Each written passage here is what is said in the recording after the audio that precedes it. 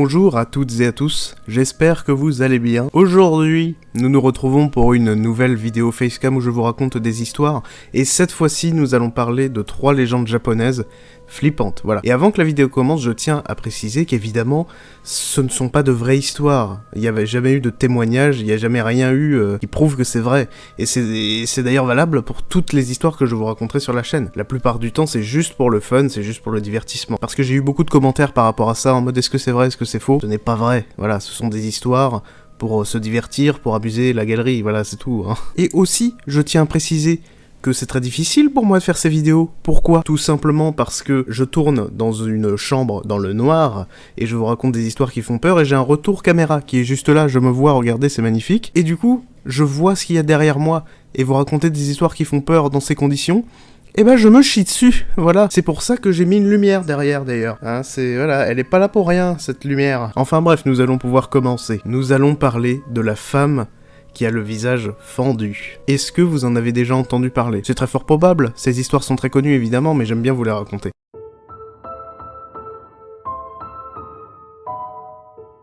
Donc cette femme, c'est un fantôme qui a l'apparence d'une jeune femme qui a environ 20-25 ans, et qui a tout simplement le visage fendu. Mais comment c'est arrivé? Pourquoi elle a le visage fendu? Tout simplement parce que c'était une femme du Moyen-Âge japonais qui tout simplement avait un mari jaloux. Et du coup, pour la rendre pas attirante aux yeux des autres hommes, il lui a fendu le visage. Parce que oui, cet homme était un samouraï. Cet homme est très sympa. Pas du tout, c'est un connard. Donc voilà, il lui a fendu le visage, la rendant un petit peu repoussante, hein, ne nous mentons pas.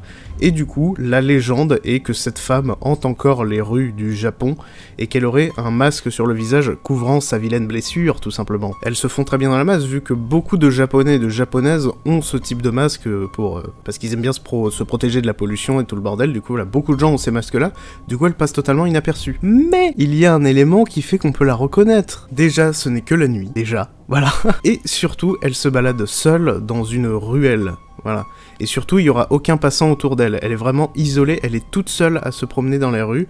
Et surtout, ce qui la rend flippante, et surtout ce qui permet de savoir qu'elle est dans les parages, c'est que lorsqu'elle est là, on entend des bruits de chiens qui hurlent de douleur. Et du coup, bah, c'est pas très rassurant d'entendre ça la nuit. De plus, tu vois une femme toute seule, ça fait peur. Et du coup, cette femme-là, quand vous la croisez, si vous lui adressez la parole, hein, ce que je vous déconseille de faire, tout simplement, cette femme-là, si vous la croisez, elle vous demandera si vous la trouvez jolie. Et du coup, là, il y a 2 réponses possibles. Soit vous lui répondez non, auquel cas, elle vous tuera, soit vous lui répondez oui, auquel cas, elle enlèvera son masque. Et du coup, vous montrant sa scarification un petit peu comme le Joker. Elle vous reposera la question, est-ce que tu me trouves jolie? Et là, si vous lui répondez non, elle vous tue. Et si vous répondez oui, elle vous fera le même sourire qu'elle. Et après, elle se barre. Sympa, hein. Donc dans tous les cas, vous vous faites niquer, hein. Donc dans le doute, on ne s'approche pas d'elle. Évidemment, je tiens à préciser que ces histoires sont très très connues, hein. Vous voyez ça, là? Ce téléphone qui sonne. Eh ben, ça me casse les couilles. Pendant une semaine, il ne sonne pas, c'est quand je tourne ma vidéo qu'il sonne, bordel. Et du coup, oui, toutes ces histoires sont très très connues, hein, bien évidemment, vous les avez probablement déjà entendues, mais j'aime bien vous les re-raconter, voilà. Mon but, là, je ne suis pas là pour réinventer quoi que ce soit, pour vous apprendre des choses, c'est vraiment que pour le délire. Et donc, passons à la deuxième histoire.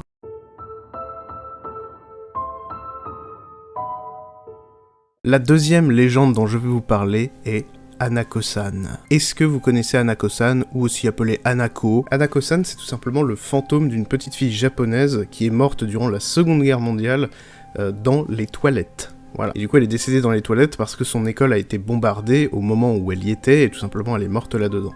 Et depuis, on raconte que cette jeune fille hante le 3e chiotte du 4e étage de toutes les écoles japonaises. Mais là, ça ne s'arrête pas là, évidemment. Il y a un rituel pour lui parler, il y a quelque chose. Et je ne suis pas du tout serein de vous raconter ça, bordel de merde. Je vous jure que je me retourne toutes les 5 minutes, j'en ai rien à foutre. Vous entendez ça, ce bruit-là, le pchit-pchit, là, qui est automatique? Il m'a fait faire avoir une putain de crise cardiaque, les gars. Je disais donc, pour lui parler, tout simplement, il faut toquer à la porte du 3e chiotte du 4e étage, et lui demander « Est-ce que tu es là ?» Voilà, juste ça, juste lui poser la question en fait. Et si elle vous répond, cassez-vous, tout simplement, parce que si vous faites le forceur en mode non mais vas-y casse-toi et tout, j'ai envie d'y aller, elle vous aspire dans les chiottes. C'est pas genre elle vous tue ou elle fait un truc flippant, elle vous aspire dans les chiottes. Du coup bon, déjà ça c'est pas ouf, hein, de base, mais il y a une autre version de cette légende qui dit tout simplement que lorsque vous êtes dans le 3e chiotte au 4e étage, elle vient vous tenir la bite. C'est pas vrai. Non, plus sérieusement, en fait, elle apparaît derrière vous pendant que vous êtes en train de pisser. Hein, voilà. Enfin, devant vous, puisque c'est les toilettes des femmes. Du coup, forcément, elle est... Voilà, vu que vous êtes assise, elle apparaît devant vous. Ah, voilà, enfin, vous, les femmes, du coup. Hein, parce que nous, on pisse debout comme des bons gros porcs. Et donc, voilà pour cette légende. Elle était très courte, mais très flippante. Et donc, passons à la 3e fucking histoire.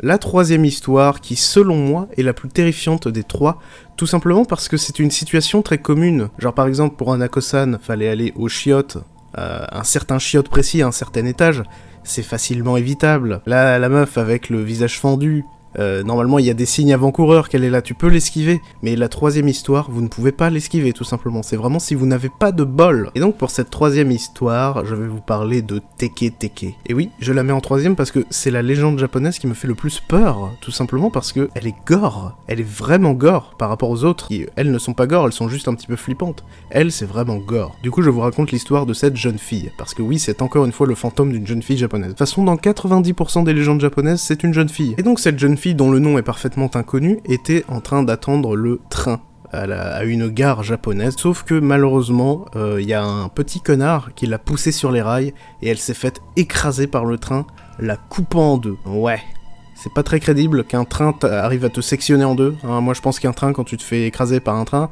tu meurs, tu décèdes, tu exploses dans tous les sens, c'est dégueulasse, il y a du sang partout sur les murs. Et donc depuis, ce fantôme hante toutes les gares du Japon, principalement la nuit, évidemment, et les gares en plein air, je tiens à préciser bien sûr. Les gares en plein air la nuit, et surtout quand il y a personne, voilà, c'est quand il y a personne que vous avez plus de chances de la rencontrer, voilà, c'est quand même un petit truc, hein, quand vous êtes tout seul dans une gare japonaise, en plein air, voilà, ça pue la merde un petit peu, mais voilà, bon, c'est pas improbable comme situation, c'est ça que je veux dire. Et donc voilà, elle apparaîtrait tout simplement dans toutes les gares japonaises la nuit, quand il n'y a qu'une seule personne, évidemment, pour faire chier une seule personne, hein.